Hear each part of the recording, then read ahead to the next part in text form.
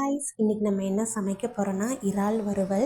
அம்மா ஆல்ரெடி பேரனுக்கோசரம் இறால் 65 செஞ்சுட்டாங்க. மீதி இருந்த இறாலில் நாங்கள் வறுவல் கேட்டோம். ஸோ அம்மா எங்களுக்கோசரம் இறால் வறுவல் செய்கிறாங்க. அதை எப்படி செய்கிறாங்கன்னு பார்க்கலாமா? சேம் ஸ்டெப்பு தான். இறால் 65க்கு என்ன மசாலா போட்டாங்களோ சேம் மசாலா தான்.